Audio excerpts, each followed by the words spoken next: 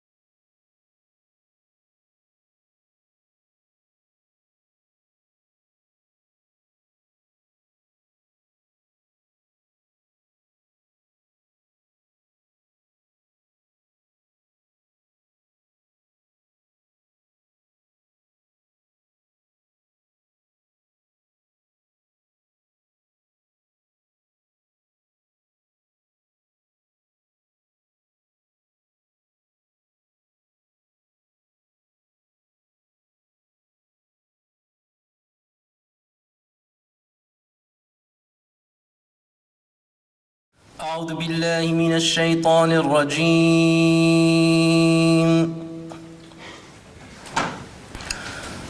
ولقد خلقنا الإنسان ونعلم ما توسوس به نفسه ونحن أقرب إليه من حبل الوريد إذ يتلقى المتلقيان عن اليمين وعن الشمال قعيد ما يلفظ من قول إلا لديه رقيب عتيد وجاءت سكرة الموت بالحق ذلك ما كنت منه تحيد ونفخ في الصور ذلك يوم الوعيد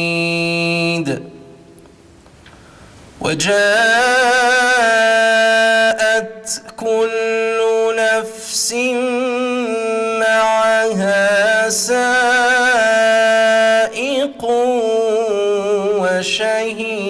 وشهيد لقد كنت في غفلة من هذا فكشفنا عنك غطاءك فبصرك اليوم حديد صدق الله العظيم. صدق الله العظيم وبلغ رسوله الكريم. نحن على ما قال ربنا وخالقنا من الشاهدين والشاكرين. بسم الله والحمد لله والصلاة والسلام على رسول الله وعلى آله وصحبه ومن صار على نهجه إلى يوم الدين. اللهم اجمعنا عليك ولا تكلنا إلا إليك. أرنا اللهم الحق حقا وارزقنا اتباعه وأرنا الباطل باطلا وارزقنا اجتنابه واجعلنا من عبادك الصالحين وجندك الغالبين وأوليائك المقربين برحمتك يا أرحم الراحمين. أخرجنا اللهم من ظلمات الوهم وأكرمنا بنور الفهم وافتح علينا بمعرفة العلم وسهل أخلاقنا بالحلم واجعلنا من الراشدين فضلا منك ونعمة. ثم أما بعد, chers frères et sœurs, nous sommes toujours avec le commentaire des Hikam d'Ibn Ata'illah al-Sakandari. Et comme nous l'avons souvent dit, ces Hikam sont pour nous un support pour mener une éducation spirituelle. Et bien entendu, on essaie toujours de se baser sur des hadiths authentiques et sur des versets coraniques, puisque c'est de ces deux sources scripturaires que Ibn Ata'illah al-Sakandari rahimahullah a puisé tous les aphorismes qu'il a énoncés. Alors la dernière fois, nous étions en train de commenter le 29e aphorisme et nous sommes arrivés à la conclusion, mais j'ai dit qu'on fera une conclusion aujourd'hui avant d'entamer le 30e et le 31e aphorisme. Alors dans le 20e aphorisme, j'ai un petit rappel. Ibn Ata'illah al-Sakandari disait شتان بين من يستدل به ويستدل عليه المستدل به عرف الحق لأهله وأثبت الأمر من وجود أصله والاستدلال عليه من عدم الوصول إليه وإلا فمتى غاب حتى يستدل عليه ومتى بعد حتى تكون الآثار هي التي توصل إليه. Quelle grande différence entre celui qui prouve par Dieu et celui qui cherche à le prouver. Le premier connaît la vérité là où il est et affirme tout par l'existence de sa source. Le second, en prouvant Dieu, montre combien il est loin de lui. Sinon, quand a-t-il été absent pour qu'il faille le prouver, ou quand a-t-il été lointain pour que ce soit les créatures qui mènent à lui? Nous avons parlé de deux grandes démarches que peut entamer l'être humain pour parvenir à Dieu. La démarche de la raison, ça veut dire chercher les preuves dans cette existence qui mène à Dieu, qui prouve l'existence de Dieu. Et la deuxième démarche, c'est la démarche de la certitude. C'est la démarche du cœur, c'est la démarche de la clairvoyance. Cette démarche, bien entendu, est réservée à une minorité des êtres humains, puisque Allah Azza wa Jal leur donne directement cette lumière par laquelle ils se dévoilent à eux quelque part, et par laquelle ils arrivent à un certain degré où ils adorent Allah Azza wa Jal comme s'ils le voient. Et c'est le degré de la bienfaisance dont a parlé le prophète sallallahu alayhi wa sallam, darajat al-ihsan. Et ensuite, donc, on a parlé que la certitude se divise en trois parties. Il y a la science de la certitude, ilmu al-yaqin, il y a la véritable certitude, haqqul yaqin, et il y a l'œil de la certitude.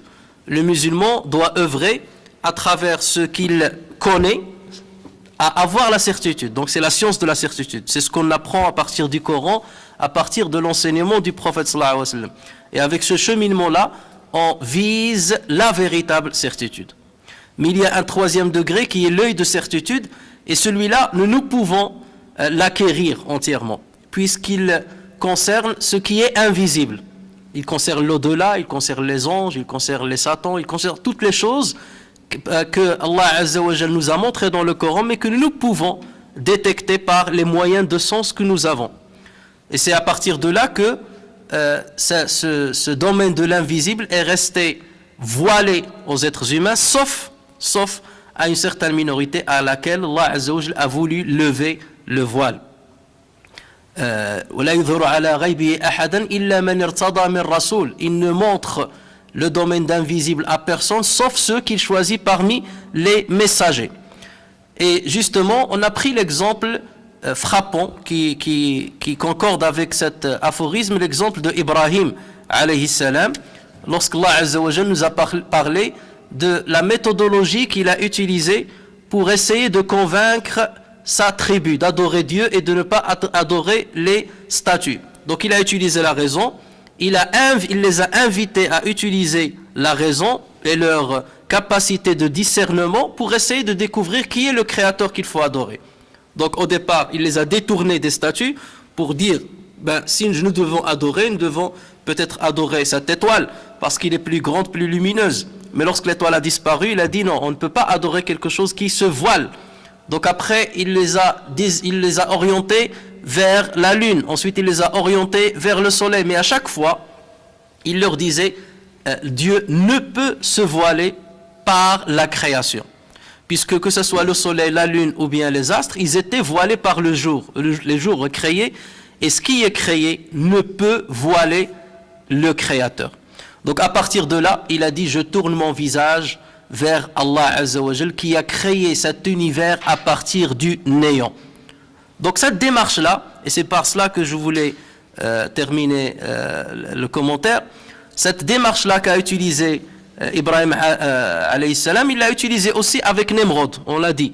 Lorsque Nemrod il lui a dit moi aussi je donne vie et je donne la mort, il lui a dit ben Allah Azza wa Jal fait venir le soleil du levant, fais-le venir du couchant.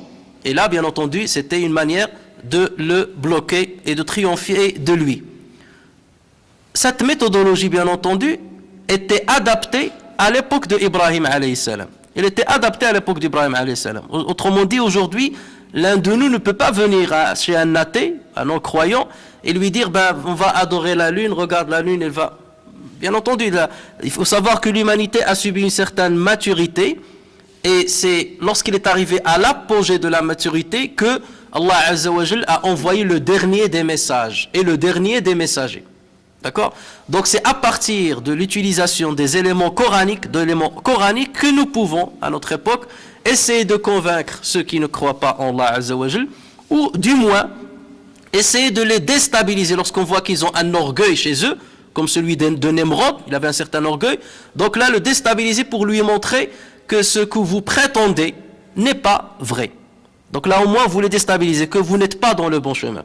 Parce que on ne passe bien entendu à cette étape-là que lorsque nous voyons que ces gens-là ne veulent pas nous écouter, c'est-à-dire qu'ils sont prétentieux, qu'ils sont orgueilleux, et là, bien entendu, ils utilisent une autre méthode. Mais bien entendu, il faut adapter la méthode à chaque époque. Donc nous, à notre époque, il y a plusieurs autres méthodes par lesquelles on peut débattre avec ceux qui ne croient pas en Allah Azza wa Jal. Mais encore faut-il que notre intention soit celle de les attirer vers Dieu, de les appeler vers Allah Azza wa Jal, et non pas uniquement de leur montrer que je suis dans la guidance et vous êtes dans la perdition. Puisque Allah Azza wa Jal dit à cet effet قل إنا أو إياكم لعلى هدى أو في ضلال مبين قل لا تسألون عما أجرمنا ولا نسأل عما تعملون. Dit, nous sommes, vous et nous, dans une guidance ou bien nous sommes égarés. Donc ne dites pas nous sommes guidés et vous êtes égarés. Dit nous sommes tous ensemble ou bien guidés ou bien égarés. قل لا تسألون عما أجرمنا dit vous n'allez pas être questionnés sur nos crimes ولا نسأل عما تعملون et nous n'allons pas être questionnés sur, il n'a pas dit sur vos crimes, il a dit nous n'allons pas être questionnés sur ce que vous faites pour ne pas les brusquer, pour ne pas les frustrer. C'est-à-dire les crimes il les a attribués à nous, aux musulmans, d'accord, et pour les autres il n'a pas attribué le crime pour ne pas les froisser. Et telle est la méthodologie que doit adopter normalement les musulmans lorsqu'ils débattent avec les non-musulmans. Ça veut dire qu'il faut le faire avec calme, il faut le faire avec l'intention de partager avec eux une foi, de partager avec eux un bien, et non pas l'intention de leur montrer qu'ils sont des fautifs ou de leur montrer qu'ils sont des égarés, ou bien de les stigmatiser, ou bien de les condamner. Telle est la vision que doit avoir chaque musulman qui aime Allah Azza wa Jal, qui connaît Allah Azza wa Jal et qui veut partager cette connaissance avec ceux qui ne le connaissent pas. Parce que comme j'ai dit la dernière fois, celui qui aime une chose normalement ici sur terre, lorsqu'on aime quelque chose sur terre, on essaie de s'en accaparer tout seul. On ne veut pas la partager. Regardez, même les enfants, lorsqu'un petit enfant aime sa mère, il ne veut pas que les autres partagent le même amour. Dès qu'il voit que sa mère touche à quelqu'un ou rigole avec quelqu'un, il est jaloux, il est pris de jalousie, même si c'était ses propres frères et sœurs. D'accord? Mais lorsqu'il s'agit d'Allah Azza wa Jal, là c'est un autre amour. Là c'est un autre amour. Allah Azza wa Jal est grand. Allah Azza wa Jal est grand. Sa bénédiction et sa miséricorde est immense. Elle n'a pas de limite. Donc celui qui découvre Allah Azza wa Jal veut que les autres le découvrent aussi. Parce que c'est un amour qui ne ressemble pas à l'amour des choses ou à l'amour des personnes créées. C'est un amour du Créateur. Donc celui qui aime le Créateur essaye de partager cet amour avec les autres et de répandre cet amour dans le monde entier. Et c'est pour cela que le prophète sallallahu alayhi wa sallam avait toujours de la peine lorsqu'il voyait les polythéistes ne pas vouloir croire en Dieu.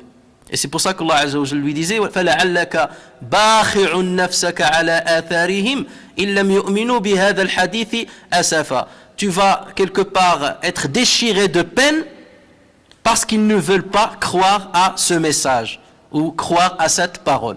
Donc ne te déchire pas de peine. Fais ton devoir, essaye de leur transmettre la bonne parole, fais-le avec la meilleure des façons, avec la meilleure des méthodes, mais après cela, c'est leur problème. Après cela, c'est Dieu qui guide qui il veut. Donc voilà ce que nous pouvons tirer de cet aphorisme. Il y a deux manières d'arriver à Allah Azza wa Jal. La première, et c'est celle qui est à la portée de tout le monde, c'est d'utiliser la raison et tous les moyens qui nous entourent, les lois de la nature, nos découvertes, les logiques, toutes les logiques qui existent, pour dire que ce monde-là est bel et bien géré par un créateur. Une fois tu arrives au créateur, il te donnera une lumière qui va te permettre de voir autrement le monde. Et c'est ce que disait Ibn Ata'illah Sakandari lorsqu'il a dit, le second en prouvant, enfin, le premier reconnaît la vérité là où il est et affirme tout par l'existence de sa source. Par l'existence de la source. La source c'est qui? La source c'est Allah Azza wa Jal. Et tout le reste, c'est des ramifications. Donc lorsque tu vois ce monde-là, lorsque tu découvres Dieu, tu vois le monde autrement que la vision du commun des êtres humains qui ne croient peut-être pas Allah Azza wa Jal ou dont la foi est encore très faible. Le second, en prouvant Dieu, montre combien il est loin de lui. Ça veut dire qu'à chaque fois que tu te sens avoir besoin de certaines preuves pour dire que Dieu existe, ou pour réconforter ta foi, ou pour consolider ta foi, ça veut dire que tu es encore loin. Alors qu'arrive un moment normal où le musulman a tellement de foi, a tellement la certitude qu'il n'y a aucun doute qui peut frôler son esprit. Et rien, et j'ai donné cette parole de ce compagnon qui disait, je jure par Dieu que s'il advient qu'Allah Azza wa Jal se dévoile devant moi, ça ne me rajouterait pas plus de certitude. Ça ne me rajouterait pas plus de certitude. Je suis arrivé à l'apogée de la certitude. Le voir, pour moi, c'est un plaisir, bien entendu, parce que c'est la meilleure chose qu'on puisse avoir, c'est voir la face d'Allah Azza wa Jal. Mais ce n'est pas pour renforcer ma foi en lui. La foi, elle est arrivée à son apogée. Une fois que tu arrives à cet apogée-là, Allah Azza wa Jal te donne certaines lumières qui te permettent de voir le monde autrement, de relativiser tous les problèmes de la vie et de mener ta vie d'une autre manière. Et c'est ce que Ibn Ata'illah Sakandari va essayer d'expliquer dans les deux aphorismes qui viennent. Donc on passe directement à ces deux aphorismes justement, et je les ai rassemblés parce qu'ils se ressemblent et parce qu'ils parlent du même sujet. Alors l'aphorisme 30, dans l'aphorisme 30, il dit لينفق ذو سعة من سعته. Deux points. الواصلون إليه. Ensuite il dit ومن قدر عليه رزقه فلينفق مما آتاه الله. Deux points. السائرون إليه. Donc autrement dit, il a utilisé deux versets coraniques. Enfin, un verset coranique qui est en deux parties. Donc dans le premier verset, il dit, Allah Azza wa Jalla dit que celui qui est dans l'aisance dépense selon son aisance. Deux points. Donc là, c'est Ibn Ata'illah Sakandari qui parle. Ce sont ceux qui sont arrivés à lui, ceux qui sont arrivés à Dieu. Ensuite, il cite la suite de ce verset-là, et que celui dont les biens sont restreints dépense selon ce qu'Allah lui a accordé.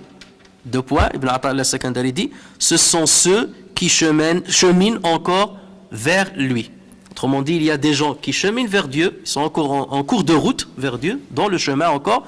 Il y a ceux qui sont arrivés à destination, ils sont arrivés à l'objectif. Alors, à ceux qui sont arrivés à l'objectif, il dit لِيُنْفِقْ ذُو سَعَةٍ مِنْ سَعَةٍ, que celui qui est dans l'aisance dépense selon son aisance. Ça veut dire qu'il a acquis énormément de choses de la part d'Allah Azza wa Jalla. Donc, il faut qu'il dépense de ce qu'il a acquis de Dieu.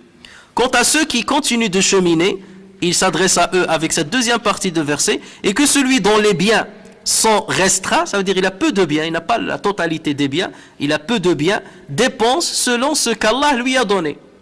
S'il a un minimum, il dépense un minimum. S'il a une quantité moyenne, il dépense ce qui est moyen. Mais celui qui est arrivé, il a énormément de biens, donc celui-là, il faut qu'il dépense encore plus. Dans l'aphorisme 31, il dit اهتدى الراحلون إليه بأنوار التوجه. اهتدى الراحلون إليه بأنوار التوجه والواصلون إليه لهم أنوار المواجهة. فالأولون للأنوار وهؤلاء الأنوار لهم لأنهم لله لا لشيء دونه. قل الله ثم ذرهم في خوضهم يلعبون. Donc il dit, ceux qui cheminent vers Dieu, ceux qui cheminent vers Dieu, sont conduits à lui par les lumières de l'orientation. Ceux qui cheminent vers Dieu sont conduits à lui par les lumières de l'orientation. Tandis que ceux qui sont parvenus à Dieu, parvenus à connaître Dieu, possèdent la lumière du face-à-face. Ils possèdent la lumière du face-à-face. Ceux-là sont pour les lumières. Et ceux-ci, les derniers, les lumières sont pour eux, car ils sont à Dieu et à rien d'autre.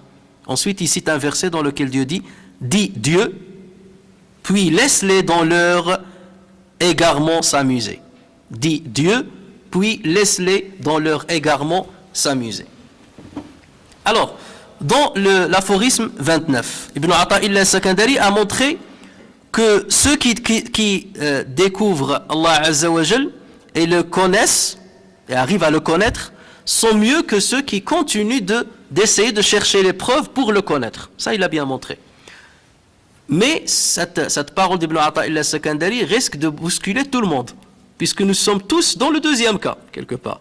Nous sommes tous en train de cheminer vers Dieu. On n'est pas encore arrivé à cette certitude, comme si on voit.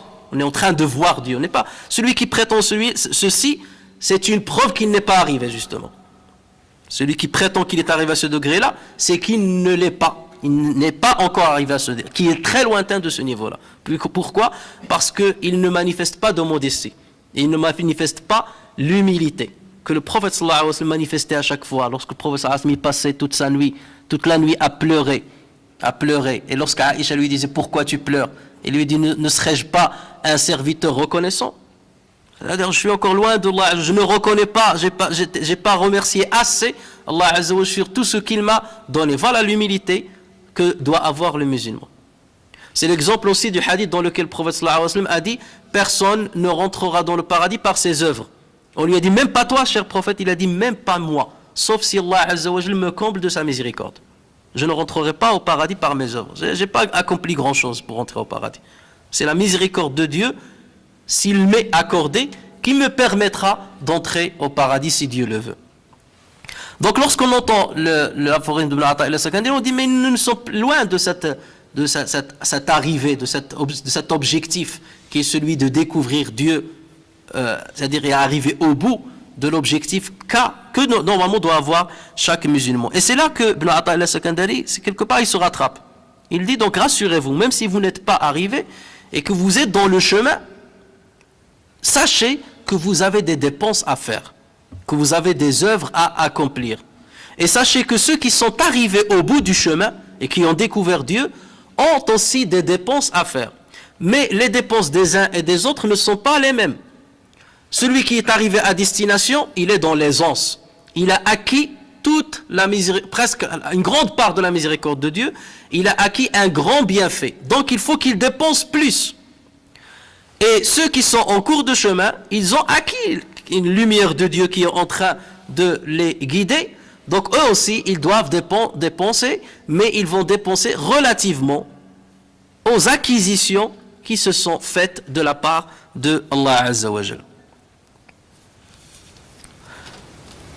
Et donc c'est à partir de là que donc Ibn Ata'illah dit, ceux qui sont arrivés à destination, ceux-là, il les qualifie dans l'aphorisme précédent de ceux qui prouvent par Dieu. Rappelez-vous, donc c'est le même aphorisme, les trois aphorismes vont dans le même sens. Donc dans l'aphorisme précédent, ceux qui sont arrivés à destination, ici il parle de ceux qui sont arrivés à destination. Dans l'aphorisme 29, il dit, il les appelle ceux qui prouvent par Dieu. Et dans cet aphorisme aussi, l'aphorisme 31, il les appelle ceux qui possèdent la lumière du face-à-face. Ceux qui possèdent la lumière du face-à-face. Ça veut dire quoi? Ça veut dire que ce sont des gens qui sont arrivés à un niveau où ils ont cette sensation d'avoir Dieu devant eux. Comme s'ils le voient. Ils ne le voient pas, bien entendu, par l'œil de la tête, mais ils le voient par l'œil de la clairvoyance. Et cet œil de la clairvoyance va forcément leur permettre d'acquérir une certaine lumière, une grande lumière. C'est ce qu'il appelle la lumière du face-à-face. Anwaru al-muwajaha, les lumières du face-à-face. Alors que les autres, leur lumière, ils l'appellent la Anwaru al-tawajjuh. Donc il y a la différence entre Anwaru al-tawajjuh et Anwar al-muwajaha. Anwar al-tawajjuh, ce sont les lumières de l'orientation vers Dieu, du cheminement vers Dieu. Et ceux-là, ils ont un autre type de lumière. Ce sont les lumières du face-à-face avec Dieu. Et bien entendu, les lumières ne sont pas pareilles. Ils ne sont pas pareils. Plus tu te rapproches de Dieu, plus la lumière qu'il va te donner sera grande, sera immense et te permettra d'avoir une sensation qui dépasse toute sensation qui existe chez d'autres êtres humains. Donc, Ibn Ata'illah Sakandari a utilisé un verset coranique, le verset 7 de Surat At-Talaq, de Surat le divorce. Et il a justement fait une translation de ce verset-là sur cet aphorisme. Dans ce verset, Allah Azza wa Jal dit que celui qui est aisé, donc il parle de ceux qui ont divorcé, il dit lorsque vous avez divorcé, l'homme doit dépenser de l'argent pour sa femme et pour ses éventuels enfants. Donc il dit que celui qui est aisé dépense de sa fortune, c'est-à-dire il dépense de son aisance, et que celui dont les biens sont restreints dépense selon ce qu'Allah lui a accordé. Allah n'impose à personne que selon ce qu'il lui a donné, et Allah fera succéder l'aisance à la gêne. La source de ce verset-là, donc comme j'ai dit, s'adresse à celui qui a divorcé. Allah lui dit, même si tu divorces ton épouse, ça ne veut pas dire que tu vas rentrer dans une animosité avec elle, que tu vas commencer à la détester, à la torpiller, comme ce que font beaucoup de monde, et même parmi les musulmans. Ceux-là n'ont rien compris au sens de l'islam. Même si tu divorces ton épouse, tu gardes un certain respect pour elle. N'oubliez pas le bienfait qui vous a unis auparavant. Donc restez dans cette image de ce bienfait. Donc il doit rester un certain respect. Et ce respect-là doit te pousser à donner à ton épouse divorcée, à lui donner encore de l'argent et à ses enfants que tu as eus avec elle, à dépenser encore pour elle pour qu'elle ne soit pas dans le besoin. Mais Allah Azza wa Jal, il ne te demande pas de faire plus que ce que tu ne possèdes ou ce que tu ne peux. Allah Azza wa Jal te dit, si tu es dans l'aisance, alors donne selon ton aisance, donne plus. Et si tu es parmi ceux dont le rizq, dont la rétribution de Dieu a été restreinte, donne de ce qu'Allah Azza wa Jal t'a donné. Quelqu'un qui a un salaire de, je sais pas moi, 3 000 euros, 4 000 euros, ben donne quelque chose de conséquent pour ton épouse. Et celui qui est dans le chômage, il va donner bien entendu selon ce qu'Allah Azza wa Jal lui a donné. Donc voilà la source de ce verset-là. C'est un verset qui a été adressé à ceux qui ont divorcé. Ibn Ata'illah Sakandari a utilisé le même sens du verset-là pour la situation dans laquelle nous sommes. Donc, Ibn Ata'illah Sakandari donc dit que celui qui est dans l'aisance dépense selon son aisance. Ce verset s'adresse à ceux qui sont arrivés à lui, parce qu'ils sont dans l'aisance.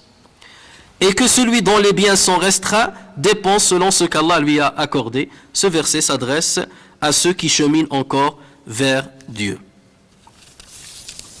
Ces deux aphorismes, lorsqu'on les étudie bien, on va remarquer qu'ils abordent 3 points essentiels. Le premier point, c'est que chaque musulman doit œuvrer proportionnellement à ce que Dieu lui a donné. Chaque musulman doit œuvrer proportionnellement à ce que Dieu doit lui donner. Plus Dieu te donne, plus tu dois œuvrer. Plus Dieu te donne la lumière, plus tu dois utiliser cette lumière ailleurs pour guider d'autres gens. Le deuxième point, c'est que Dieu guide chacun et octroie à chacun une lumière par laquelle le serviteur découvre le Seigneur. Découvre son Seigneur. Dieu donne une lumière à chacun et cette quantité de lumière va être relative à ce que tu mérites, à ta bonté, à ton humilité, à ta modestie, à ta sincérité. Plus tu es sincère, plus tu es humble, plus tu es bon, plus Allah te donne cette lumière. Il te donnera plus de lumière. Et moins tu es humble, moins Allah te donnera cette lumière. Troisième point, c'est que ceux qui cheminent suivent la lumière de Dieu et ceux qui sont arrivés utilisent la lumière de Dieu pour se détourner de tout sauf de Dieu. Ils se détournent de tout, ils oublient tout sauf Dieu. Donc voilà les 3 points que nous allons essayer d'étayer dans ce commentaire. Alors premier point, nous savons tous que tout ce que nous possédons vient de Allah Azza wa Jal. Et dans ce sens, Allah Azza wa Jalla dit وَمَا بِكُم مِّن نِعْمَةٍ فَمِنَ اللَّهِ وَمَا بِكُم مِّن نِعْمَةٍ فَمِنَ اللَّهِ. Et tout ce que vous avez comme bienfait provient d'Allah. Tout ce que vous avez comme bienfait provient d'Allah. Ces bienfaits sont illimités. On ne peut pas dénombrer le nombre de bienfaits qu'Allah Azza wa Jalla nous a donnés. Mais toujours est-il que le musulman doit essayer de les chercher, doit essayer d'en compter quelques-uns de ces bienfaits. Le bienfait de la raison, le bienfait de l'œil, le bienfait de l'oreille, de l'ouïe, le bienfait de l'intelligence, le bienfait de la santé. Tous ces bienfaits, il faut que le musulman chaque fois essaie de méditer sur un de ces bienfaits. Et ces bienfaits sont tellement illimités que notre reconnaissance envers Allah Azza wa Jalla reste maigre. On a beau remercier Allah Azza wa Jalla jour et nuit, à chaque instant de notre vie, on n'égalera jamais la qualité et la quantité des bienfaits qu'Allah Azza wa Jalla nous a octroyés. Est-ce une raison de ne pas être reconnaissant? Non, au contraire. Il faut être reconnaissant. Mais Allah Azza wa Jalla va te juger sur l'effort que tu fournis pour le remercier. C'est sur cet effort. Pas sur la quantité, sur la qualité de cet effort-là, et non pas sur la quantité. Allah Azza wa Jalla dit dans le Coran, un des exemples, il y a plusieurs exemples par lesquels Allah Azza wa Jalla attire notre attention sur justement les bienfaits qu'il nous octroie.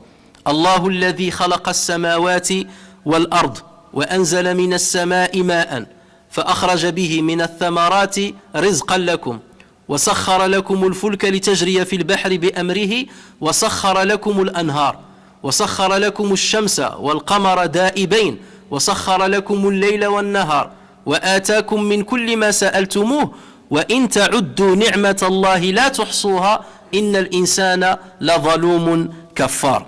Allah, c'est lui qui a créé les cieux et la terre. Regardez tous ces bienfaits-là, même si on a la sensation qu'ils nous sont lointains,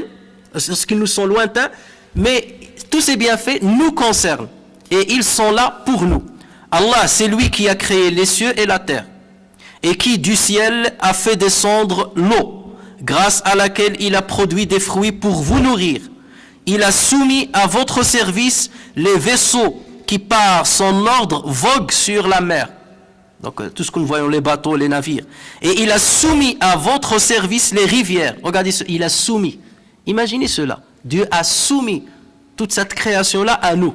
Regardez le privilège que nous avons. Mais est-ce que nous avons été reconnaissants, assez reconnaissants devant tout ce qu'Allah Azza wa Jalla a fait pour nous? Et il a soumis à votre service les rivières, et pour vous, il a assujetti le soleil et la lune à une perpétuelle révolution, et il vous a assujetti la nuit et le jour, il vous a accordé de tout ce que vous lui avez demandé, et si vous comptiez les bienfaits d'Allah, vous ne sauriez les dénombrer. L'homme est vraiment très injuste, très ingrat. L'homme est vraiment très injuste, très ingrat. Parce que quelqu'un qui est juste, ça veut dire quoi la justice? La justice, c'est de mettre la chose là où elle est et de reconnaître la vérité là où elle est et d'être reconnaissant à celui qui t'a donné un bienfait. Voilà la justice. Mais Allah Azza wa Jalla ici, il nous dit nous sommes injustes. Pourquoi? Parce que tous ces bienfaits-là, on ne les voit pas. On ne les palpe pas, ou du moins on n'essaie pas de les palper, si ce n'est avec l'œil, avec la clairvoyance, avec l'œil du cœur. Alors notre devoir envers ces dotations dont nous profitons nuit et jour, c'est de remercier Allah Azza wa Jal et lui être reconnaissant. Autrement, nous serions injustes et ingrats. Toutefois, tellement les bienfaits d'Allah Azza wa Jal sont illimités que notre reconnaissance ne peut être à la hauteur, même si on y consacre chaque instant de notre vie. Mais par la clémence et la miséricorde d'Allah Azza wa Jal, il nous demande de traduire cette reconnaissance par des œuvres. Il nous montre comment être reconnaissant. Il nous montre ceci à travers certaines œuvres. Lorsque vous accomplissez la prière, lorsque vous jeûnez le ramadan ou autre jour, lorsque vous accomplissez le pèlerinage, lorsque vous donnez l'aumône, lorsque vous lisez le Coran, lorsque vous faites le rappel de Dieu, lorsque vous évoquez Dieu, lorsque vous rendez visite aux malades, lorsque vous êtes obéissant vis-à-vis de vos parents, lorsque vous faites le bien aux autres, toutes ces œuvres-là, ce qu'on appelle les adorations, sont quelque part un genre, des styles de reconnaissance envers Allah Azza wa Jalla. Parce que ce qu'il faut savoir, un être humain, lorsqu'il te fait un bien, il a besoin que tu le remercies. il a besoin de mériter ton respect. Il a besoin de mériter ton respect. Et quoi de plus grave que de donner à quelqu'un un bien, de lui faire un bien, et que de l'autre côté, il te poignarde dans le dos. Ça, c'est une sensation que nous avons qui nous fait très mal. Vous avez fait du bien à quelqu'un, vous étiez bien avec quelqu'un, et dans le dos, il vous a poignardé. Ça vous fait du mal. Mais normalement, si on était attaché à Allah Azza wa Jal, ça ne doit pas nous faire du mal. Parce que nous, lorsqu'on fait cette dépense, on l'a fait pour Dieu. On l'a fait en guise de reconnaissance envers Allah Azza wa Jal. On ne l'a fait pas pour attendre un remerciement de la part de cette personne. On l'a fait en guise de remerciement à Allah Azza wa Jal. Il m'a poignardé, il a dit quelque chose sur moi, il m'a calomnié, il a dit ceci, il a dit cela. Ça ne me fait pas du mal parce que moi, j'accomplis mon devoir vis-à-vis de Dieu.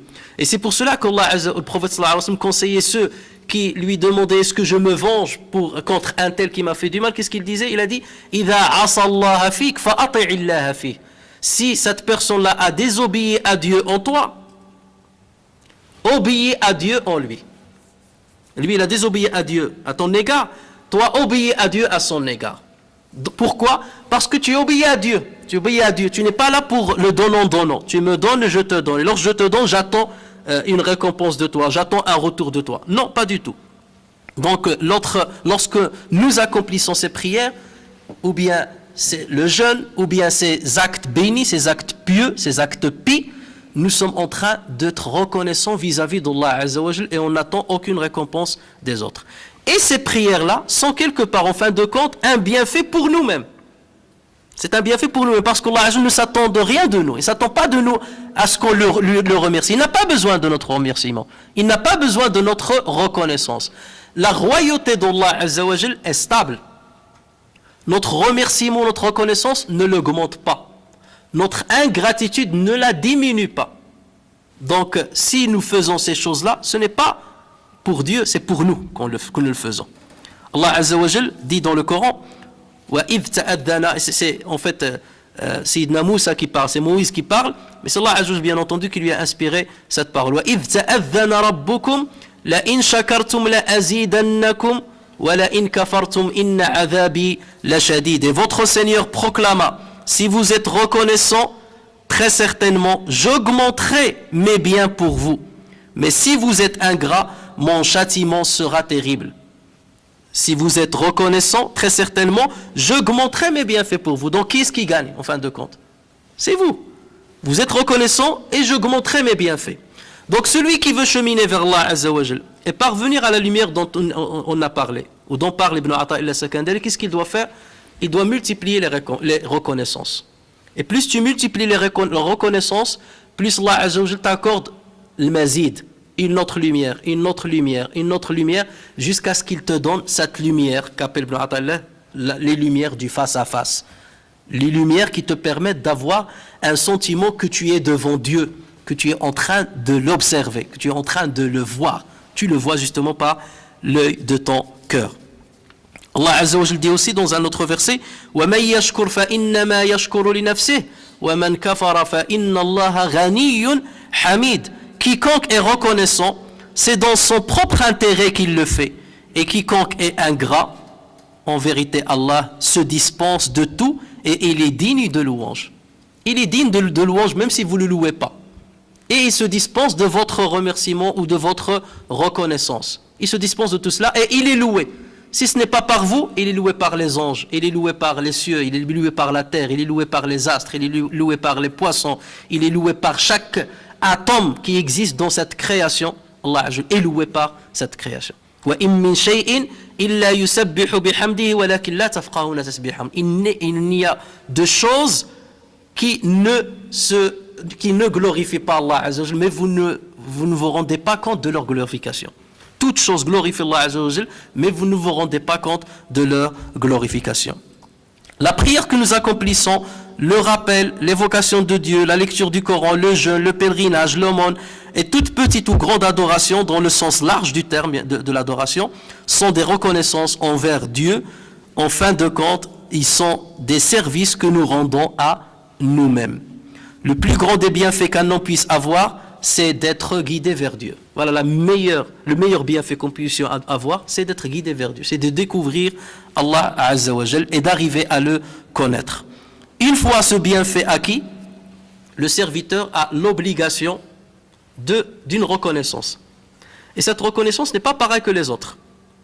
Lorsque Allah Azza wa Jal te donne un travail, tu dois le remercier. Donc, alhamdoulilah, Dieu m'a donné un travail et tu vas multiplier les prières pendant un mois parce que tu es encore encouragé, tu es content, mais après tu oublies Allah Azza wa Jal. Mais lorsque tu as le plus grand des bienfaits, qui est celui de découvrir Dieu, là, bien entendu, tu dois dépenser de ce bienfait. Et normalement, on doit dépenser de l'espèce du bienfait qu'on a acquis. Je m'explique.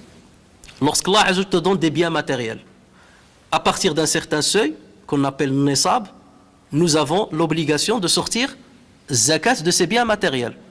Il en est de même pour celui qui a des chameaux, il a un certain nombre de chameaux à sortir à partir d'un certain quota, enfin d'un certain seuil. Celui qui possède de l'agriculture, il a un certain pourcentage à sortir. Celui qui possède l'argent liquide, il a un certain quota, et ainsi de suite, un certain pourcentage à sortir. Mais lorsque Allah Azza wa Jalla te donne par exemple le savoir, tu dois la zakat du savoir, c'est quoi? C'est de le transmettre aux autres. Et la zakat de la guidance, qui est le meilleur bienfait que Allah Azza wa Jalla puisse te donner, c'est quoi son zakat? C'est de guider les autres, ou de participer à la guidance des autres.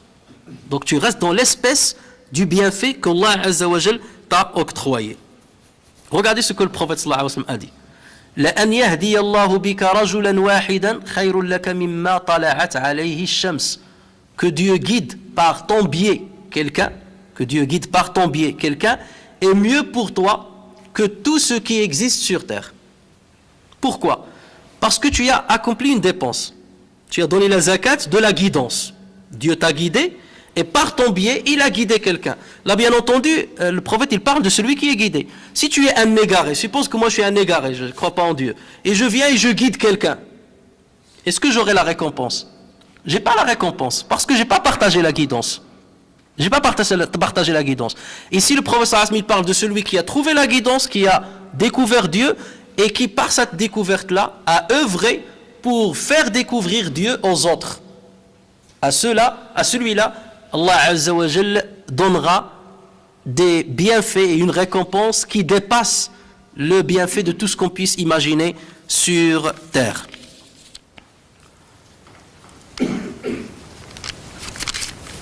Et c'est pour cette raison, justement, que Allah Azza wa Jalla dit وَمَنْ أَحْسَنُ قَوْلًا مِمَّنْ دَعَا إِلَى اللَّهِ وَعَمِلَ صَالِحًا وَقَالَ إِنَّنِي مِنَ الْمُسْلِمِينَ وَمَا يُلَقَّاهَا إِلَّا الَّذِينَ صَبَرُوا وَمَا يُلَقَّاهَا إِلَّا ذُو حَظٍّ عَظِيمٍ. Et qui profère plus belle parole que celui qui appelle à Allah. Voilà la meilleure parole. Celui qui appelle à Allah, ça veut dire que c'est celui qui oriente vers Dieu, celui qui guide vers Dieu. Et qui profère plus belle parole que celui qui appelle à Allah, fait bonne œuvre et dit, je suis du nombre des musulmans. Ensuite, Dieu dit, la bonne action et la mauvaise ne sont pas pareilles. La bonne action et la mauvaise action ne sont pas pareilles. Repousse le mal par ce qui est meilleur, et voilà que celui avec qui tu avais une animosité devient tel un ami chaleureux. Mais ce privilège n'est donné qu'à ceux qui endurent, et il n'est donné qu'aux possesseurs d'une grâce infinie. Donc là, Allah Azza wa Jalla nous montre que la meilleure parole, c'est la parole par laquelle nous essayons de guider quelqu'un d'autre. Voilà la meilleure parole. Autrement dit, la meilleure œuvre qu'un musulman peut accomplir, c'est d'abord de se guider et d'essayer de guider les autres ou d'orienter les autres ou bien d'illuminer le chemin aux autres. Pourquoi? Parce qu'il a détenu une part de la lumière d'Allah Azza wa Jalla, qu'Allah Azza wa Jalla lui a donné par cette guidance-là. Et il utilise une part de cette lumière-là pour la répandre aux autres et éclairer le chemin aux autres. La lumière de Dieu, c'est pas comme la lumière terrestre. Lorsque vous prenez une torche, plus vous illuminez, plus l'énergie de l'énergizer, comme on l'appelle, je sais pas comment on l'appelle, la pile, elle diminue. Plus il diminue, arrive à un certain moment et s'éteint complètement. La lumière de Dieu n'est pas pareille. Plus vous illuminez le chemin aux autres, plus Allah Azza wa Jalla vous donne l'énergie. C'est inversement proportionnel. Plus vous dépensez, c'est proportionnel, c'est pas inversement. Plus vous dépensez, plus Dieu vous donne l'énergie, plus il vous donne de lumière. Plus vous gardez cette lumière pour vous, vous ne voulez pas la partager, plus Allah Azza wa Jalla vous retire cette lumière. Vous dites, pourquoi je vais vous donner cette lumière? Moi, je ne te la donne pas pour que tu en profites tout seul. Je te la donne pour que tu l'utilises pour toi et pour guider les autres. Et regardez la parole du prophète sallallahu alayhi wa sallam. Que Dieu guide par ton biais. Autrement dit, celui qui guide en finalité, c'est qui? C'est Allah Azza wa Jalla, c'est pas toi. Mais toi, tu as été utilisé comme un outil de guidance, tout simplement. Tu as été utilisé comme un outil de guidance. Et malgré cela, Allah Azza wa Jalla te donne la récompense. Alors que ce n'est pas toi qui as guidé. Malgré cela, Allah Azza wa Jalla te donne la récompense. Pourquoi il te donne la récompense? Parce que justement, tu as voulu partager, tu étais altruiste et tu as voulu partager ce que tu as découvert avec les autres. Tu n'as pas voulu s'en accaparer tout seul. Donc il ne suffit pas non plus de s'engager dans le domaine de l'appel à Dieu, de la prédication, pour se dire prédicateur. Là, il faut apporter un bémol. Et là, bien entendu, les premiers aphorismes que nous avons vus l'année dernière et même cette année, nous ont déjà expliqué ceci.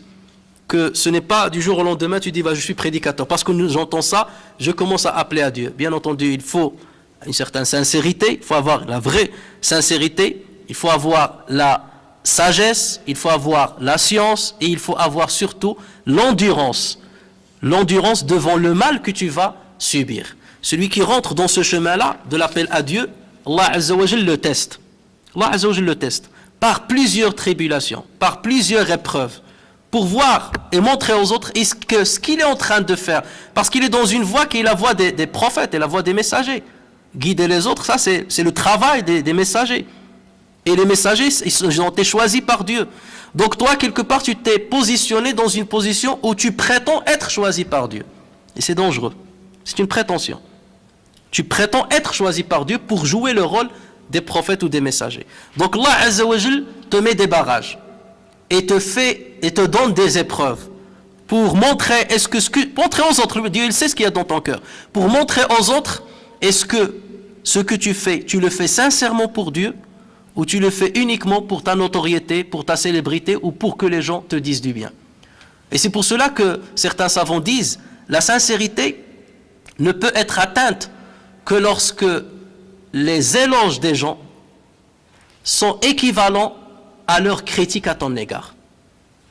La sincérité ne peut être atteinte que lorsque les éloges que les gens te font sont égaux à la critique que les gens te font ou au mal que les gens te font. Pourquoi? Parce que ce que tu fais, tu le fais pour Dieu et tu n'attends rien des autres. Et c'est là où Allah Azza wa Jalla éprouvera ta sincérité.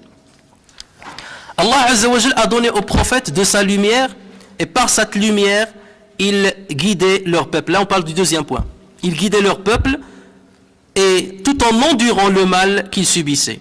Et au fur et à mesure qu'ils patientaient, au fur et à mesure qu'Allah Azza wa Jalla se dévoilait à eux et leur montrait certaines choses que les autres ne voyaient pas, et plus ils arrivaient à la véritable certitude, et parfois Allah leur dévoile l'œil de la certitude comme on va le voir.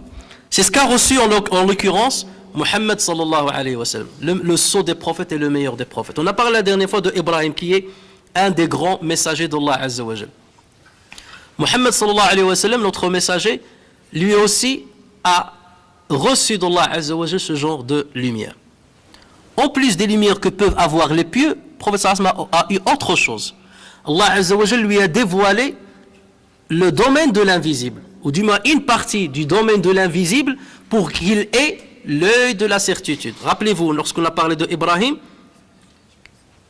qu'a-t-il dit Allah Azza wa Jal? Arini kayfa tuhyi al-mauta. Seigneur, montre-moi comment tu revivifies les morts. Et on a dit, Allah Azza wa Jal, qu'est-ce qu'il lui a dit? Il lui a dit, awalam tu'min, n'as-tu pas cru en moi? Tu n'es pas croyant? Il a dit, bala walakin liyatma'inna qalbi. Certes, je suis croyant, mais je veux avoir quoi? L'œil de la certitude. J'ai la science de la certitude, tu m'as appris que tu revivifies les morts, je suis convaincu. J'ai la véritable certitude, je suis sûr que tu revivifies les morts. Mais maintenant je veux avoir l'œil de la certitude. Je ne veux pas attendre la résurrection pour voir comment ça se passe. Montre-moi, dévoile-moi cette partie de l'invisible. D'accord? Et Allah Azza wa Jalla, justement, il lui a dévoilé cette partie de l'invisible. Il lui a dit, prends 4 oiseaux, arba'atan min at-tayr, thumma surhunna ilayk. Donc, déchire-le, tue-les, mets-les en morceaux et mets-les sur des montagnes éparpillées. Ensuite, appelle-les et tu vas voir les morceaux se recoller ou bien s'attacher les uns aux autres et ils vont être ressuscités. C'est ce qui est arrivé, c'est ce qu'a fait Ibrahim alayhi salam et il a eu l'œil de la certitude. Est-ce pour autant que sa certitude a augmenté? Pas du tout. On a dit que la certitude, elle est arrivée à un certain seuil, à l'apogée. Pour le prophète Mohammed sallallahu alayhi wa sallam, il ne l'a pas demandé. Il ne l'a pas demandé. Mais Allah Azza wa Jal a voulu le lui octroyer sans qu'il ne le demande. Sans qu'il ne le demande. C'est à partir de là qu'il y a eu, par exemple, plusieurs événements qui ont fait voir au prophète sallallahu alayhi wa sallam une partie de l'invisible. Parmi ces grands événements, il y avait l'Isra wa al-Mi'raj, le voyage nocturne et l'ascension.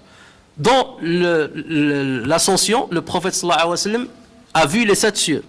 Il est passé par les 7 cieux. Il a vu les anges. Il a vu le Bayt al-Ma'mour, la demeure peuplée. C'est un temple dans lequel les anges accomplissent les tours de circumambulation comme nous le faisons autour de la Kaaba. Les anges aussi ont leur Kaaba. Et chaque jour, 70 000 anges entrent dans ce lieu-là, ils sortent et ne reviennent jamais, depuis qu'Allah Azza wa Jalla les a créés. Donc ça vous montre le nombre illimité de ces anges-là. Le prophète sallallahu alayhi wa sallam a vu Jibril.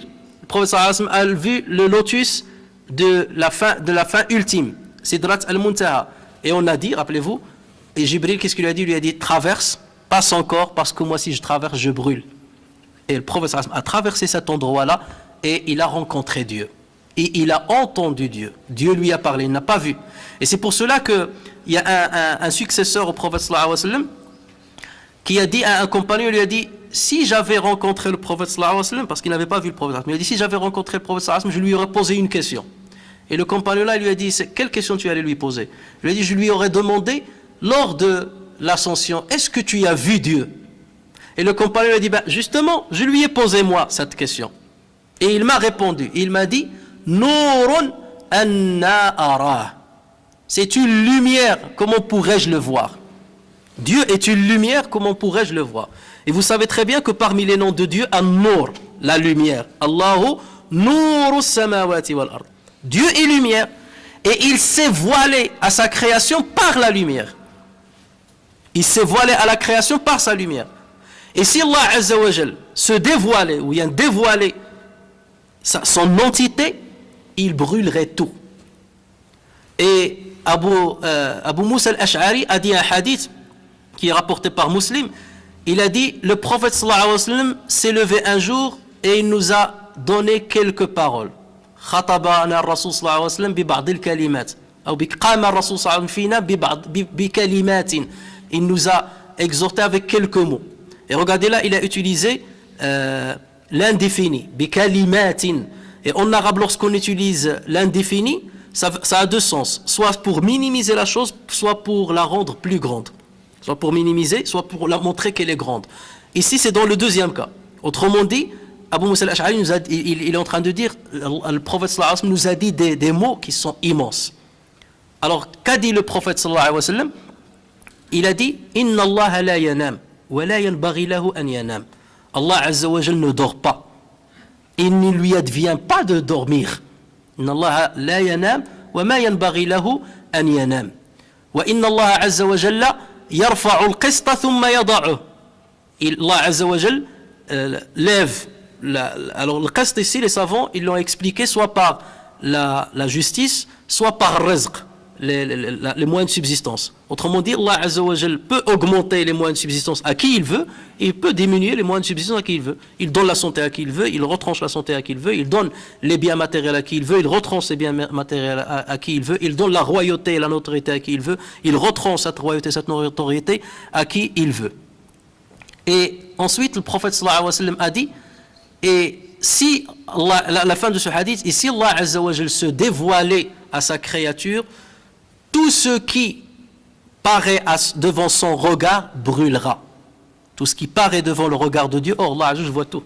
Donc tout ce que Dieu a créé brûlera. Imaginez ce hadith-là, C'est un hadith qui nous montre justement la grandeur d'Allah Azza wa Jal. Et c'est pour cela que lorsque Moussa alayhi salam, il a dit Allah, lui il a voulu avoir aussi l'œil de la certitude, mais il a demandé gros. Ibrahim, il est allé à sa mesure, il a dit montre-moi comment tu revivifies les morts. Moussa alayhi salam, lui il est allé plus loin, il a dit je veux te voir directement. Donc je veux ayn al-yaqin, je veux te voir directement. Que lui a-t-il dit Allah Azza wa Jal? Il lui a dit tu ne pourras pas me voir. Mais regarde, je vais me dévoiler à cette montagne. Si elle s'installe, si elle reste installée à son endroit, tu pourras me voir. Et Allah Azza wa Jal a dévoilé une partie de sa face à cette montagne et la montagne s'est effritée à sa racine, depuis sa racine. Et s'est effritée. Autrement dit, l'être humain n'a pas justement la capacité de voir Allah Azza wa Jal. Donc il faut maintenant pour lui de seulement chercher ces lumières par lesquelles Allah Azza wa Jal guide. Celui à qui Dieu n'a pas donné de lumière n'a pas de lumière. Cette personne-là n'a pas de lumière. C'est Dieu qui partage sa lumière à qui il veut. Et regardez ce que le prophète sallallahu alayhi wa sallam, après tout ce qu'il a vu, avec Ayn al-Yaqin, il a vu les anges. Donc comme j'ai dit, Allah Azza wa Jal lui a fait visiter le paradis. Et il a vu la rétribution qu'Allah Azza wa Jal apprête à ceux qui vont y entrer. Allah Azza wa Jal lui a fait voir l'enfer et il a vu ce qui se passera comme châtiment pour les gens de l'enfer. Il a vu ce qui se passe dans le barzakh, dans l'isthme, dans cette vie qui sépare la vie d'ici-bas et la vie de l'au-delà, la vie dans la tombe. Il a vu adhab al-qabr, le sentier et les sentences et le châtiment de la tombe. Le prophète sallallahu alayhi wa sallam a vu des choses énormes par l'œil de la certitude. Il a vu ce que nulle personne n'a vu, puisqu'il a dépassé Sidrat al-Muntaha que l'ange Jibril lui-même ne pouvait pas dépasser. Et c'est à côté de Sidrat al-Muntaha qu'il y a le paradis. Qu'il y a le paradis. ثم دنا فتدلى فكان قاب قوسين أو أدنى فأوحى إلى عبده ما أوحى ما كذب الفؤاد ما رأى أفتمارونه على ما يرى وقد رآه نزلة أخرى عند سدرة المنتهى عندها جنة المأوى. Il a vu à côté de Sidrat al-Muntaha, à côté de laquelle, il a vu l'ange Jibril à côté de Sidrat al-Muntaha, le lotus de la fin ultime, à côté de laquelle il y a le Jannah, inda Jannatul Ma'wa. Qu'est-ce qui restait au-dessus de cela? La seule chose qui reste parmi les créations qui restait au-dessus de cela, c'est le trône d'Allah Azza wa Jal. C'est l'Arsh. C'est le trône. Puisque le prophète sallallahu alayhi wa sallam, il disait, lorsque vous demandez Allah Azza wa Jal, demandez-lui le Firdaus. Parce que c'est la partie la plus haute, c'est le degré le plus haut du paradis. Et au-dessus de lui, il y a le trône de Dieu, duquel prennent source toutes les rivières du paradis. Donc le prophète sallallahu alayhi wa sallam, il est arrivé à ce degré-là, ce qui est immense. Et c'est pour cela que le prophète sallallahu alayhi wa sallam avait une foi et une certitude qu'aucun être n'est parvenu à avoir. Aucun être n'est parvenu à avoir. Regardez ce que le prophète sallallahu alayhi wa sallam dit à cet égard.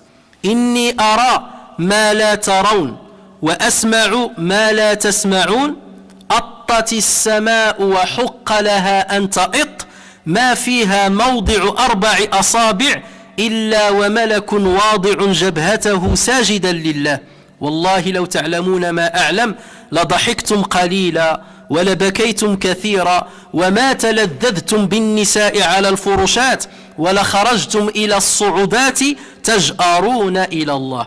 C'est un hadith qui a été rapporté par Abu Dharr al-Ghifari qui a dit à la fin Wallahi lawadidtu anni shajaratun tu'dad. Shajaratun tu'dad, ça veut dire shajaratun tuqta'. C'est un hadith qui est rapporté par Tirmidhi, rapporté par l'imam Ahmad, rapporté par Ibn Majah, selon Abu Dharr al-Ghifari, dans lequel le prophète sallallahu alayhi wa sallam dit certes, je vois ce que vous ne voyez pas. Voilà l'œil de la certitude, ce que Allah a montré au prophète sallallahu alayhi wa sallam, que nous on n'a pas vu. Je vois ce que vous ne voyez pas, et j'entends ce que vous n'entendez pas. Et certes, le ciel craque, et il est en droit de craquer. Par celui qui détient ma vie dans sa main, il n'y a pas dans le ciel un espace de 4 doigts qui ne soit pas occupé par un ange avec le front posé en prosternation devant Allah. Ce sont des choses que le prophète voyait. Chaque endroit dans ce ciel. Il a dit il n'y a pas un espace qui soit de la taille de 4 doigts. Imaginez 4 doigts, c'est ça. Ça veut dire 4 cm, 5 cm. Il n'y a pas 5 cm dans cet espace sans qu'il n'y ait un ange qui est prosterné devant Allah Azza wa Jal. Imaginez que nous puissions voir cela. Le prophète sallallahu alayhi wa sallam l'a vu. Et s'il est en train de nous renseigner, c'est pour nous dire, croyez-moi, vous avez cru en moi, je suis en train de vous dévoiler ce que Dieu m'a dévoilé. Je suis en train de vous dévoiler ce que Dieu m'a dévoilé. C'est une certitude ce que je suis en train de vous dire. Donc normalement le musulman qui croit en Dieu, qui croit au prophète sallallahu alayhi wa sallam, qui suit le prophète sallallahu alayhi wa sallam, doit voir ces anges en train de se prosterner à Allah Azza wa Jal, pas par l'œil de la tête, il ne peut pas. Il n'y a que le prophète qui l'a vu, mais par l'œil du cœur, puisque le prophète sallallahu alayhi wa sallam nous a donné ce renseignement. Par Dieu, donc là, le ciel, il n'y a pas dans le ciel un espace de 4 rois qui ne soit pas occupé par un ange avec le front posé en prosternation devant Allah. Par Dieu, si vous saviez ce que je sais, vous rirez peu et pleureriez beaucoup. Vous ne prendriez pas non plus plaisir dans l'intimité avec vos conjoints. Et vous sortirez plutôt dans les déserts pour implorer à haute voix l'aide de Dieu. Imaginez ça, ce hadith-là. Donc le prophète sallallahu alayhi wa sallam disait, si vous saviez ce que je sais, vous n'allez jamais rire. Et vous allez passer votre temps à pleurer. Et vous allez sortir, quitter ce monde, quitter les jouissances du monde. Vous allez sortir dans les déserts, là où il n'y a rien. Ni maison, ni eau, ni aucune jouissance de la vie apparente. Vous allez sortir dans les déserts pour implorer à haute voix votre Seigneur. Mais parce que le prophète sallallahu alayhi wa sallam avait un devoir, qui est celui d'être reconnaissant envers Allah Azza wa Jal, de par ce qu'il lui a montré, il était obligé de rester avec les gens et de guider les gens vers ces vérités-là. Parce qu'il leur a dit, si vous savez ce que je sais, voilà ce que vous auriez fait. Mais le prophète sallallahu alayhi wa sallam, est-ce qu'il a fait ça? Est-ce que le prophète sallallahu alayhi wa sallam ne prenait pas plaisir avec ses épouses? Non, il prenait plaisir avec ses épouses. Est-ce que le prophète sallallahu alayhi wa sallam a quitté tout le monde pour aller dans les déserts en train d'implorer Allah à haute voix? Non, il ne l'a pas fait. Pourquoi? Alors que lui-même il disait, si vous saviez ce que je sais, voilà ce que vous allez faire. Si moi je ne l'ai pas fait, c'est parce que j'ai un devoir, qui est le devoir de reconnaissance et de remerciement à l'endroit d'Allah Azza wa Jalla. Cette reconnaissance qui m'empêche de m'isoler de vous. Cette reconnaissance qui m'oblige à rester parmi vous et à vous guider et à vous orienter et à vous illuminer le chemin vers Allah Azza wa Jalla. Donc ceux maintenant qui, lorsqu'ils découvrent la vérité, se retranchent chez eux, ou bien s'isolent du monde, et il te dit, moi je m'occupe de moi-même, tant pis pour les autres. Pourquoi? Parce que je ne veux pas de problème. Tu commences à prêcher, les musulmans vont commencer à te taper dessus. Les critiques vont commencer à se déferler sur toi de tous les côtés. Les gens vont te critiquer, vont t'accuser. Les rumeurs sur toi vont venir de tous les côtés. Pourquoi je vais perdre mon temps? Moi je préfère garder mon image de marque, garder mon honneur, et rester chez moi, et je me contente de la lumière que Dieu m'a donnée. Justement, à ces gens-là, Allah, je ne donne pas de lumière. Il ne donne pas de lumière. Allah, je ne la donne qu'à ceux qui sont prédisposés à partager cette lumière avec les autres, et à l'utiliser pour orienter les autres. C'est ce qu'a fait le prophète sallallahu alayhi wa sallam. Et malgré tout ce qu'il a vu, il a continué de fréquenter les gens et de les appeler vers Allah Azza wa Jal. Mais ce qui nous intéresse aussi, c'est le fait de dire, si vous saviez ce que je sais, vous allez pleurer tout le temps, vous n'allez jamais rire. Autrement dit, vous ne verrez pas la joie terrestre, bien entendu. Il y a l'autre joie qui est la joie de découvrir Dieu, la joie d'être à proximité de Dieu, la joie d'être comblé par Dieu. Là, c'est une joie qui est inégalable. Mais le prophète sallallahu alayhi wa sallam parle de la joie terrestre, les joies que nous recherchons à travers en suivant nos plaisirs, en suivant nos instincts, en suivant nos passions. Le prophète sallallahu alayhi wa sallam dit non, ces joies-là sont futiles et ces joies-là sont insignifiantes devant ce que je suis en train de ressentir après tout ce que j'ai vu. Mais Allah Azza wa Jalla n'a dévoilé ceci au prophète sallallahu alayhi wa sallam qu'après ce que le prophète sallallahu alayhi wa sallam a enduré. Les Isra ou le Mi'raj, ils sont venus quand? Ils sont venus juste avant l'immigration. Ça veut dire pendant les 13 autres années ou les 12 années que le prophète sallallahu alayhi wa sallam a appelé à l'islam, il était en train de subir. Il était en train de subir, il était en train d'endurer, et il a affronté tout ce qu'on a dit sur lui, tout ce qu'on a fait contre lui, contre sa communauté. Et c'est là où Allah Azza wa Jalla, et il a perdu l'Am al-Huzn, l'année de la tristesse, il a perdu son épouse, il a perdu Abu Talib, il a perdu les garçons qu'il a eu avec son épouse Khadija radiyallahu anha, et c'est là que Allah Azza wa Jalla lui a donné l'ascension. لِنُرِيَهُ مِنْ آيَاتِنَا pour lui montrer les plus grands de nos signes. Les plus grands de nos signes. Ce face-à-face avec l'invisible a donné une lumière à Dieu. C'est de ce face-à-face dont parle Ibn Ata'illah al-Sakandari. Anwarul muwajaha. Les lumières du face-à-face, de cet invisible qu'Allah Azza wa Jal a dévoilé au prophète sallallahu alayhi wa sallam et à d'autres prophètes. Alors, le prophète, ces événements donc, le prophète avait d'autres événements comme certains rêves, certains songes que Allah Azza wa Jal lui a fait voir, et les songes des prophètes sont des vérités dans lesquelles l'ange Jibril est venu, il lui a dit je vais te faire visiter ce qui se passe dans le barzakh, dans la vie dans la tombe, je vais te faire visiter le paradis, l'enfer. Le prophète a vu le paradis et l'enfer, pas que dans l'Isra et le Mi'raj, il les a vus par ailleurs. Le fait que l'ange soit venu pour laver le cœur du prophète sallallahu alayhi wa sallam, t'imagines? Lorsque Jibril vient, il sortit le cœur du prophète sallallahu alayhi wa sallam, il l'a lavé avec l'eau de Zamzam et ensuite il l'a remis.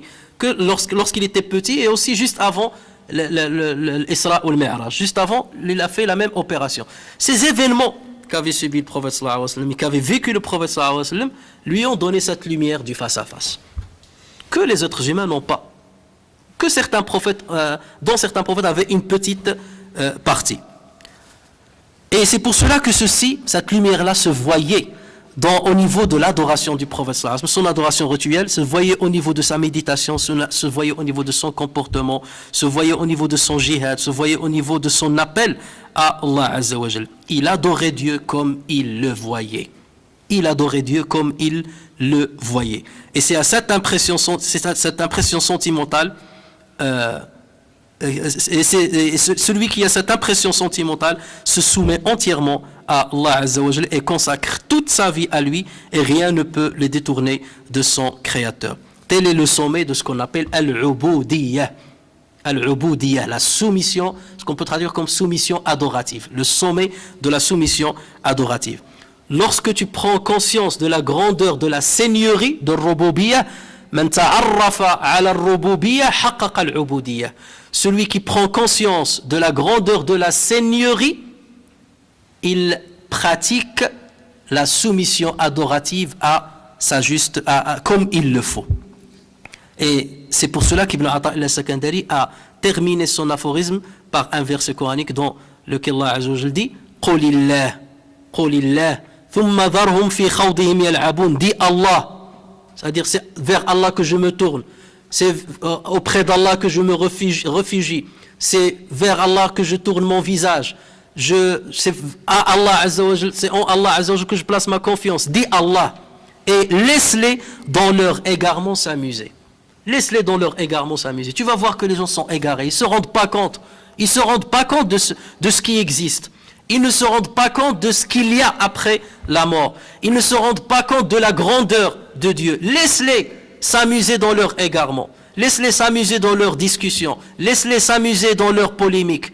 Mais retourne-toi vers Allah Azza wa Jal. Cherche la lumière d'Allah Azza wa Jal et Dieu te guidera par cette lumière. Certes, le prophète Mohammed sallallahu alayhi wa sallam ainsi que d'autres prophètes ont eu l'œil de certitude en voyant des choses qui relèvent de l'invisible, et c'est ce qui leur procurait le courage et l'endurance dans la mission de l'appel à Allah Azza wa Jal.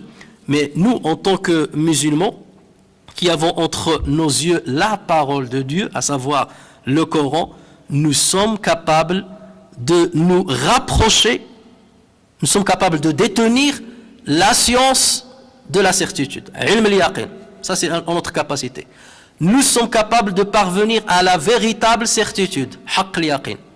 Mais ilm al-yaqin, ça, il était réservé à une minorité des serviteurs de Allah Azza wa Jal. Mais est-ce qu'on doit croiser les bras? C'est ce que dit Ibn Ata'illah. Non. Cheminer vers Allah Azza wa Jal. Essayez de parvenir justement à ilm al-yaqin. Et ilm al-yaqin, comment on peut l'acquérir? On peut l'acquérir à travers le Coran. Parce que le Coran, c'est ilm. C'est un savoir. Et le savoir, pour l'acquérir, il faut lire. Et c'est pour cela que le premier ordre qui a été donné au prophète, c'est Iqra, lis. Iqra bismi rabbik. Donc lis ce Coran-là. Et si tu lis ce Coran-là, tu parviendras à cette certitude-là. Le prophète sallallahu alayhi wa sallam, Allah Azza wa Jalla lui a dévoilé pour qu'il nous transmette ce qu'il a vu. Pour qu'il nous transmette ce qu'il a vu. Comme on croit en lui, donc nous devons voir ce qu'il a vu par l'œil de sa tête, nous devons le voir par l'œil du cœur. Lorsque pour donner un exemple, comment on doit chercher dans le Coran ces moyens et ces outils qui nous font parvenir à la véritable certitude. Prenons les versets qu'on a récités au début de cette intervention. وَجَاءَتْ سَكْرَةُ الْمَوْتِ بِالْحَقِّ ذَلِكَ مَا كُنْتَ مِنْهُ تَحِيدٌ ونفخ في الصور ذلك يوم الوعيد وجاءت كل نفس معها سائق وشهيد لقد كنت في غفلة من هذا فكشفنا عنك غطاءك فبصرك اليوم حديد. L'agonie de la mort fait apparaître la vérité. L'agonie de la mort fait apparaître la vérité.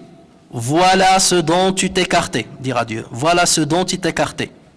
Et l'on soufflera dans la trempe. Voilà le jour de la menace. Alors chaque âme viendra accompagnée d'un conducteur et d'un témoin. Tu restais indifférent à cela.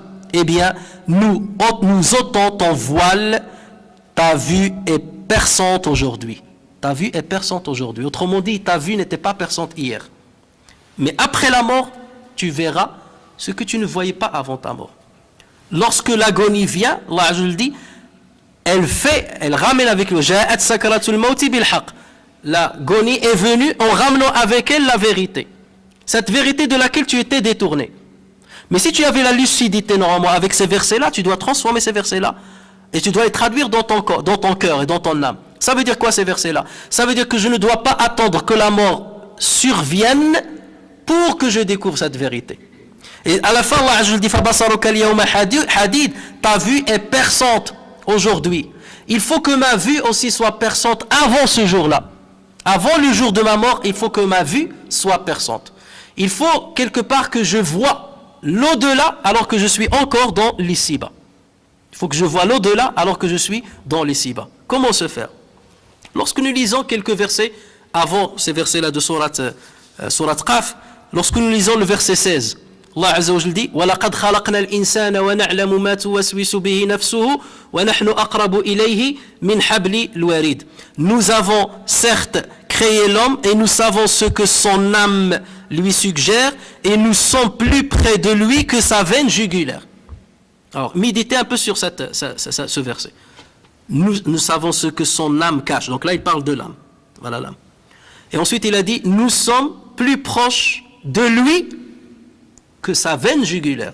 Or, la veine jugulaire, c'est une partie de notre corps, n'est-ce pas? C'est une partie de notre corps. C'est elle qui donne le témoignage, c'est un témoin qui montre que le cœur est en train de battre.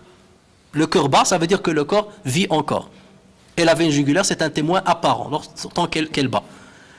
La veine jugulaire fait partie du corps. Et Allah Azza wa Jalla te dit, je suis plus proche de toi que ta veine jugulaire. Ça veut dire quoi, ce verset-là? Ça veut dire que je suis plus proche de toi que ton corps. Puisque la veine jugulaire fait partie du corps. Et Dieu te dit, je suis plus proche que la veine jugulaire. D'accord? Ça veut dire qu'il y a toi, il y a ton corps. Et entre les deux, ce qui est le plus proche de toi, c'est Dieu. Ensuite viendra le corps, vient le corps. Donc lorsque le musulman médite ce verset-là, comme il le faut, avec l'intelligence du cerveau et l'intelligence du cœur, à quoi il va parvenir? Il va parvenir à dire, je suis deux entités. L'entité de l'âme et l'entité du corps. Mais moi qui suis, je suis l'âme. Je suis l'âme. Ce corps-là n'est que passager. Quand est-ce que ce corps m'a été attribué? Parce que, rappelez-vous du hadith qu'on a cité.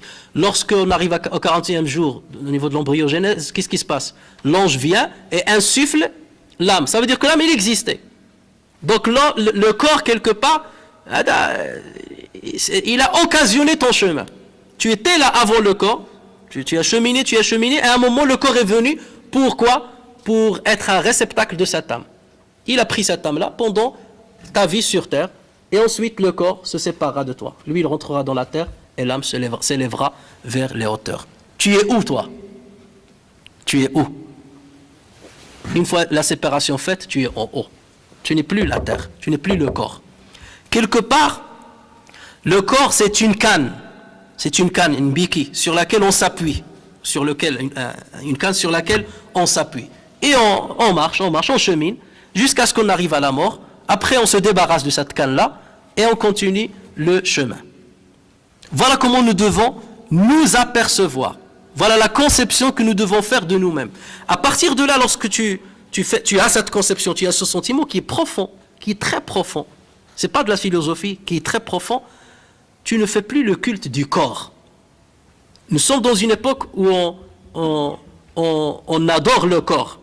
Regardez lorsque la femme, ou même l'homme maintenant, quand je l'ai dit dans le Jumu'ah, même l'homme maintenant, je me mets devant le miroir, les femmes, ils commencent, je dois ressembler à une poupée, je dois faire cela, le culte du corps, les chirurgies esthétiques, le culte du corps, et les régimes amincissants, le culte du corps, ceci, cela. L'islam, normalement, c'est-à-dire, est là pour nous écarter justement de ce culte de corps, pour faire le culte de l'âme, quelque part.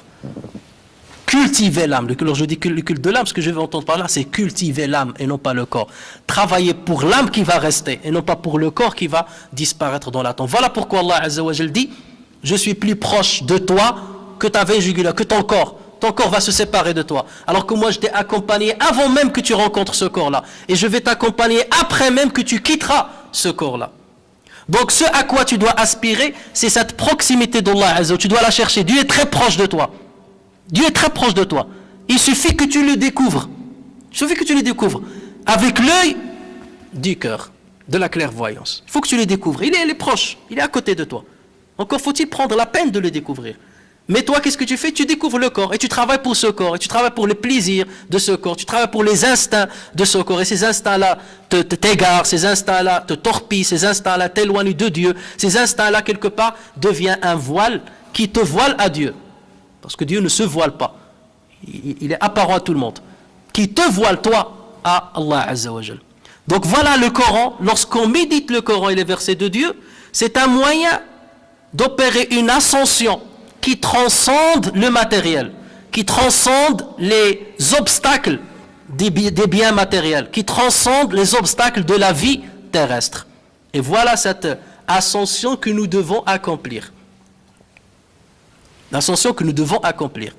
Il faut qu'on se translate vers l'ascension du prophète sallallahu alayhi wa sallam. Et ce que le prophète sallallahu alayhi wa sallam a vu par l'œil de certitude, nous devons le voir par la véritable certitude ou par le savoir de la certitude, par ilm al-yaqin. Si nous arrivons à ce degré-là, nous arrivons à cette lumière du face-à-face. Par Ibn Ata'illah. Nous arrivons à cette lumière de face à face. Et une fois on arrive à cette lumière de face à face, là, bien entendu, on devient d'autres personnes. On devient d'autres personnes. Là, on dit Qawlillah, tu dis Dieu, et je laisse les autres s'égarer, je laisse les autres s'amuser dans leur égarement. Je laisse les autres s'amuser dans leur égarement. Toi, tu ne t'amuses pas. Parce que l'affaire, ce n'est pas une affaire d'amusement. C'est une affaire de travail. C'est une affaire d'œuvre, c'est une affaire d'effort, c'est une affaire de mujahada, de déploiement de l'effort. Tu utilises ce qu'Allah Azza wa Jalla t'a donné pour élever cette âme-là et cultiver cette âme-là et renforcer cette âme-là et découvrir la proximité de ton Seigneur. Il y a d'autres choses que je voulais dire concernant cet aphorisme parce que ces trois aphorismes-là sont des aphorismes très très profonds. Et plus on va, comme vous l'avez remarqué dans les hikam, plus on avance dans les hikam ibn Ata'illah, plus on va vers ce qu'on appelle la sincérité. Parce qu'il y a une différence entre tawhid, il y a beaucoup qui parlent de tawhid, l'unification de Dieu, tawhidullah. Lisez tout le Coran, depuis le début jusqu'à la fin, vous ne trouverez pas le mot tawhid. Lisez la sira du prophète sallallahu alayhi wa sallam, vous ne trouverez pas le mot tawhid tel qu'il est proclamé par certains. Vous trouvez le nom ahad, il est l'unique, le wahid, le seul, le wahid, l'ahad, vous trouvez des mots comme ça. Mais tawhid, même le mot de tawhid vient de la racine taf'il. Lorsqu'on dit tawhid, ça veut dire unifier quoi? On unifie quelque chose qui est dispersé. Quelque chose qui est dispersé, tu l'unifies, tu le rassembles pour qu'elle soit unique, pour s'unifier. Or, Allah Azza wa Jalla n'est pas dispersé. Il n'est pas dispersé. Il se peut qu'il soit dispersé dans ton esprit. Là, bien entendu, tu as besoin de tawhid, de le rassembler. Au lieu d'adorer cette divinité, tu fais ce rassemblement, cette unification pour dire Allahu Ahad. Ça, c'est un moyen seulement. C'est un moyen. At-tawhid et la science de tawhid, ce qu'on appelle ilm al-aqida, ilm tawhid, c'est une science qui te présente un outil pour arriver à un objectif. L'objectif, c'est quoi? C'est l'ikhlas. Et c'est pour cela que Surat Al-Ikhlas, qui parle justement de Qul huwa Allahu ahad, Allahu samad, normalement on devait s'attendre à ce que le titre de cette sourate soit At-Tawhid, puisque Dieu dit Qul huwa Allahu ahad, Dieu est l'unique. Normalement on devait s'attendre à ce que le titre soit l'unification, mais le titre c'est quoi? C'est l'ikhlas, la sincérité, parce que la sincérité c'est l'objectif. Ou tawhid, c'est-à-dire les outils qu'on a scientifiques qu'on vous donne pour dire Wallah al-ahad, il est ceci, il est cela, ne pas adorer les associateurs, s'écarter de petits associationnismes, de grands associationnismes, tout ça ce sont des moyens. Une fois tu arrives à tawhid, al-ikhlas, ces moyens-là tu n'en as plus besoin. Tu n'en as plus besoin. D'autres sont en train de polémiquer dessus, de débattre dessus, mais toi tu es parvenu, ça y est, tu es parvenu à destination. C'est comme un ascenseur que tu empruntes pour arriver au 10e étage. Une fois au 10e étage, ça y est, tu arrives à destination. Les autres qui sont en train de, oui, je vais monter par l'ascenseur ou par les escaliers. L'ascenseur, tu dois appuyer sur la touche Intel. Et attention, lorsque le luminaire se met, et on rentre dans le détail, mais toi tu es arrivé. Parce que tu as fait la distinction entre l'objectif et les moyens. Malheureusement, il y a beaucoup de musulmans qui restent dans le moyen. Ils pataugent dans les moyens et ils oublient la destination et l'objectif final. Et c'est de cela qu'on va essayer de parler, Inch'Allah, la prochaine fois, entre autres. Allahumma salli ala Muhammadin wa ala ali Muhammad wa barik ala Muhammadin wa ala ali Muhammad kama sallaita wa barakta ala Ibrahim wa ala ali Ibrahim fil alamin innaka Hamidun Majid. Rabbi ighfir warham tajawaz amma ta'lam innaka antal aziz al akram. Wa salli Allahumma wa sallim wa barik ala Muhammadin wa ala ali wa sahbihi ajma'in. Subhana rabbika rabbil izzati amma yasifun wa salamun ala al mursalin walhamdulillahi rabbil alamin.